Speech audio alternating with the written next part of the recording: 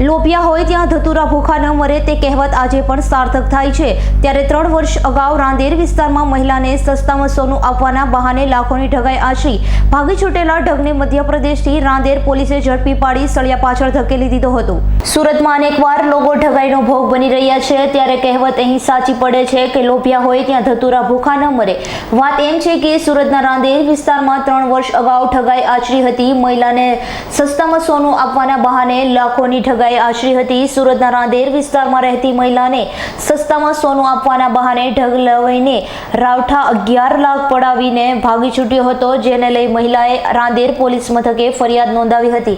જે ફરિયાદના આધારે રાંદેર પોલીસે તપાસ હાથ ધરી હતી અને 3 વર્ષ બાદ આરોપી મધ્યપ્રદેશના સોંધવામાં હોવાથી માહિતી મળતા રાંદેર પોલીસે મધ્યપ્રદેશના સોંધવા ખાતે જઈને ત્યાંથી લવિન રાઠવાને ઝડપી પાડી સુરત લાવી તેની ધરપકડ કરી કાયદેસરની કાર્યવાહી હાથ ધરી હતી।